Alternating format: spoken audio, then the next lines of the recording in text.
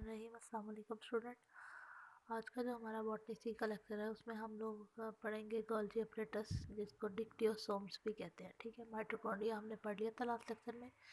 आज हम डिक्टियोसोम या गोल्जी अपरेटस पढ़ेंगे। डिक्टियोसोम जो है वो फ्लैटेंड मेम्ब्रेन सैक्स होती हैं, मेम्ब्रेनियस सैक्स होती हैं और वो बिल्कुल जैसा पीता ब्रेड का स्टॉक होता है ना, ठीक है, ब्रेड जैसे एक दूसरे के ऊपर रखी होती हैं, ऐसे गोल्जी अपरेटस की जो मेम्ब्रेन है, फ्लैटेंड मेम्ब्रेन, वो एक दूसरे के ऊपर पड़ी होती हैं और सेल से ना ये वाले स्टॉक्स जो हैं ये सेल से सेवरल पॉइंट पे कनेक्टेड होते हैं। ठीक है, और ये जो स्टॉक्स हैं इनको सिस्टर्नी कहते हैं। Cisternae in a stock consist of membrane.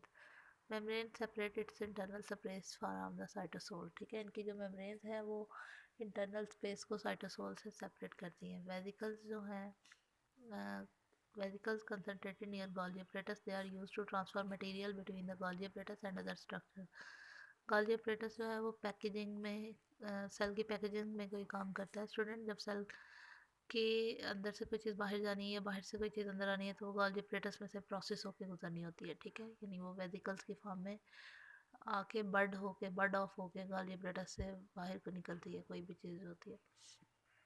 Number of dictyosomes may be few hundred in plant cells, but lower organisms have only 4 or less.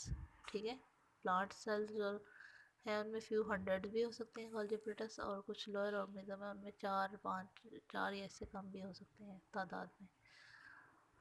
After leaving ER, many transport vehicles travel to Golgi apparatus. Golgi apparatus is center of manufacturing, storing and transportation. ठीक है, transportation का ये centre है जो Golgi apparatus है। Products यहाँ पे modify होकर दूसरे पार्ट्स तक भेजे जाते हैं, यानी किसी भी पार्ट में जाने के लिए उनकी जो वेजिकल फॉर्मेशन होती है वो गोल्जी अपरेटस ही करवाता है। गोल्जी अपरेटस जो है, Golgi apparatus are extensive in cells specialised for secretion.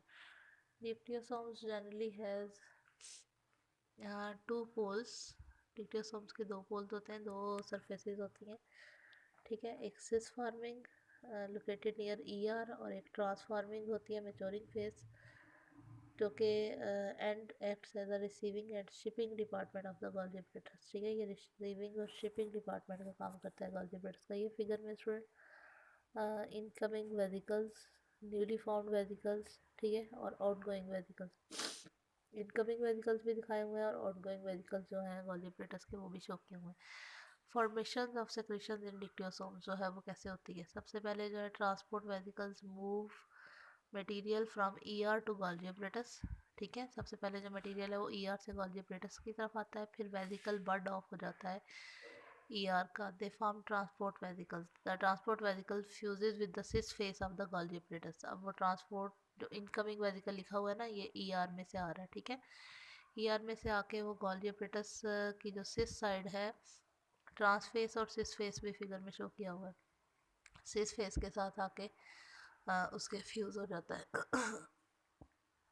उसके बाद ट्रैवल करता है ट्रांसफेस की तरफ। Trans face gives rise to secretory vesicles. अब वो सेक्रेटरी वेजिकल्स ट्रांसफेस जो है उसमें से निकल रहे होते हैं, ठीक है, बन रहे होते हैं। Secretory vesicles pinch off and travel to the other sides. अब वो सेक्रेटरी वेजिकल्स अदर वाली साइड्स की तरफ मूव करते हैं। प्रोडक्ट्स जो हैं वो ईआर के वो मॉडिफाई किए जाते हैं यहाँ पे गोल्जी अपरेटस में। ठीक है, यानी मॉडिफाई होने के बाद ईआर से जो भी प्रोडक्ट्स बनते हैं वो गोल्जी अपरेटस में आते हैं, वहाँ से मॉडिफाई होने के बाद दूसरे पार्ट्स में जो है मूव करते हैं।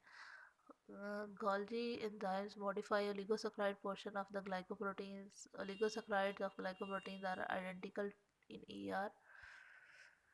अच्छा जी, और क्या हो रहा है इसमें। So produce different types of oligosaccharide. The trans face of the ribosomes bud off as secretory vesicles. ठीक है, ट्रांसफेज में से सेक्रेटरी वेसिकल्स निकल रहे होते हैं, ये हमें बात हो गई। Secretory vesicle fuse with plasma membrane, thus the product is finally exported outside. ठीक है, सेक्रेटरी वेसिकल ट्रांसफेज में से गोल्जी अपरेटस की में से निकलते हुए प्लाज्मा मेम्ब्रेन की तरफ जाते हैं और वो जो भी चीज़ होती है वो उसमें से बाहर निकल जाती है सेल में से। गोल्जी अपरेटस के जो फंक्शंस हैं ये सेल के सिक्रीशंस में काम करते हैं, क्योंकि सिक्रीशंस जो भी चीज़ सेल से बाहर निकालनी है, ट्रांसपोर्ट करनी है, वो गोल्जी अपरेटस उसका ट्रांसपोर्टेशन का काम करता है। ठीक है, सेल सिक्रीशंस का काम, ट्रांसपोर्टेशन का काम। Formation of glycoprotein and glycolipids, ये अभी हमने पढ़ा है ना कि ग्लाइकोप्रोटीन्स कार्बोहाइड्रेट और प्रोटीन जो है, लिपिड्स और प्रोटीन जो है उनमें कार्बोहाइड्रेट की जो एडिशन है वो गोल्जी अपरेटस में की जाती हैं और ये उसको ग्लाइकोप्रोटीन्स और ग्लाइकोलिपिड्स में कन्वर्ट करता है। ये इंपॉर्टेंट फंक्शन है गोल्गी एपरेटस का, ठीक है। उसके बाद सेल वॉल की फॉर्मेशन का काम भी करता है गोल्गी एपरेटस।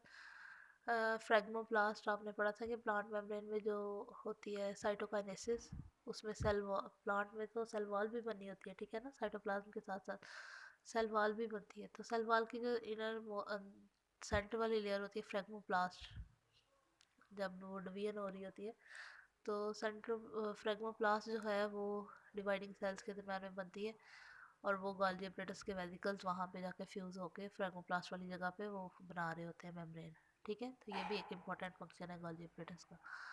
नेक्स्ट वाला टॉपिक स्टूडेंट राइबोसोम है। ये हम लोग अपने नेक्स्ट लेक्चर में ही पढ़ेंगे। हम एक एक ऑर्गेनेल एक दिन ही पढ़ते हैं, ठीक है ना। तो गोल्गी एपरेटस का हमारा आज वाला लेक्चर कंप्लीट होता है। इसको अभी यहाँ पे ख़त्म करते हैं। नेक्स्ट लेक्चर में इंशाल्लाह राइबोसोम पढ़ेंगे।